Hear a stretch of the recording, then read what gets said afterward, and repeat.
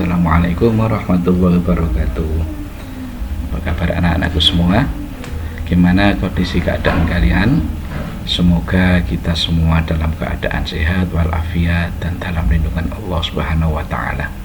Oke anak-anakku sekalian, untuk memulai materi pada semester genap ini, Ustadz akan menyampaikan materi pelajaran fikih yang sudah disesuaikan dengan RPP yang ada. Oke, kita mulai bab pertama, yaitu pelajaran kelima tentang sholat Jumat.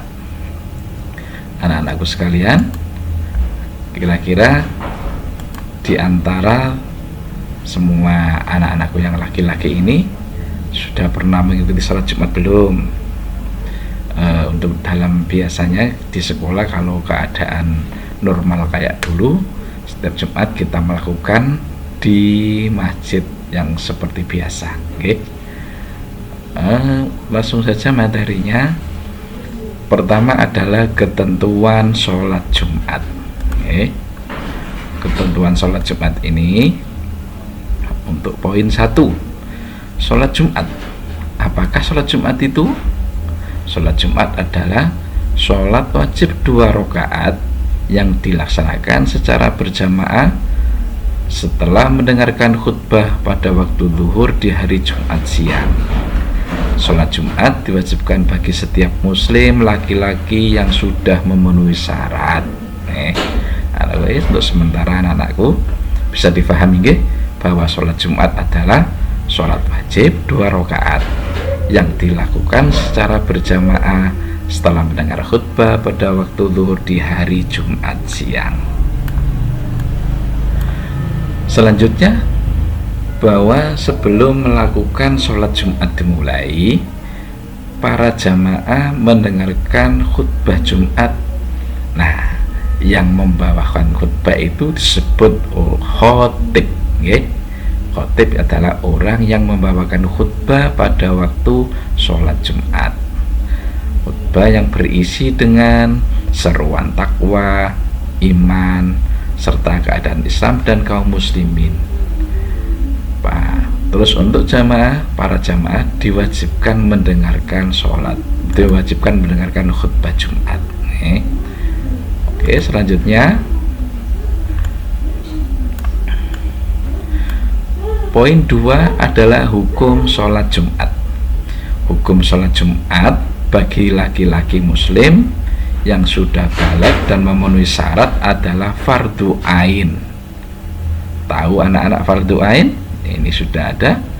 Fardu ain artinya kewajiban melakukan yang harus dilakukan oleh setiap orang dan tidak bisa diwakilkan.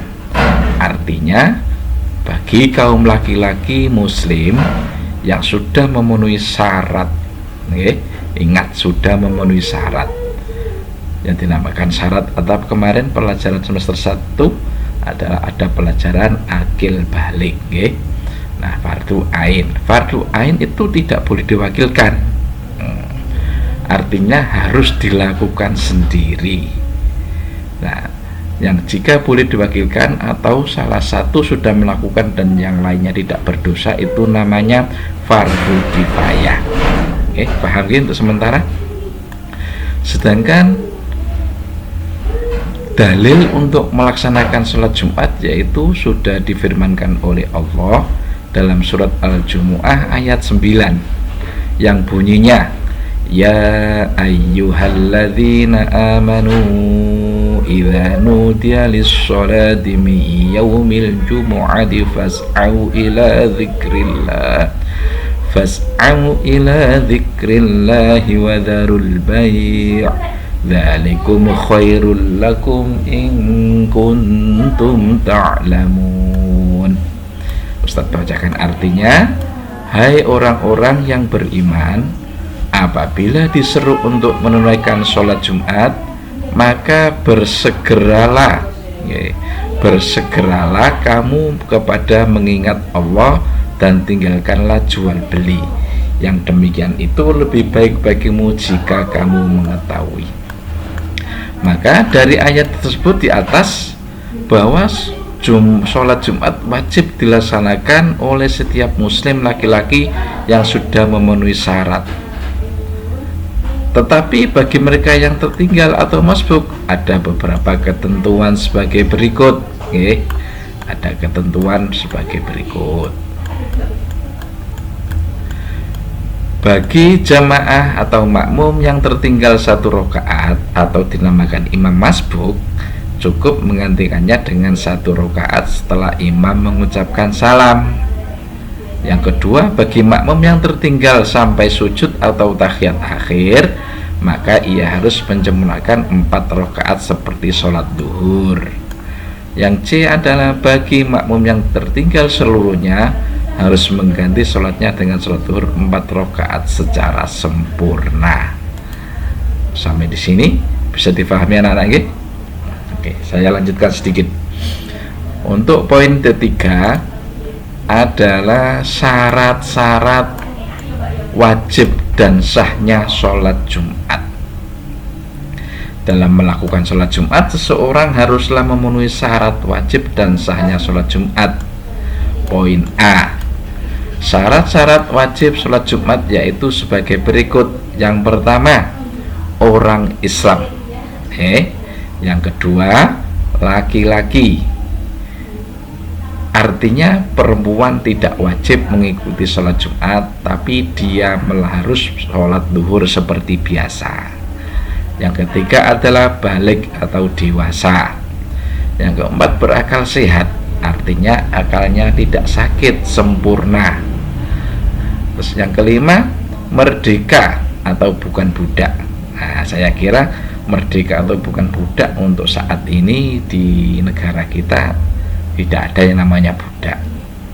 Terus yang keenam adalah bermukim di daerah tempat tinggal.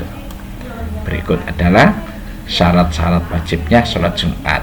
Ingat ya, 1 orang Islam, 2 laki-laki, 3 balik, 4 berakal sehat, 5 merdeka bukan budak, 6 bermukim di daerah tempat tinggal. Sedangkan poin B adalah syarat-syarat sah sholat Jumat adalah sebagai berikut. Ini perlu dipahami anak-anak sekalian, biar nanti kita bisa menyempurnakan dalam melakukan sholat Jumat. Yang pertama, sholat Jumat dilaksanakan oleh orang-orang yang menetap dan tinggal di suatu desa atau kota.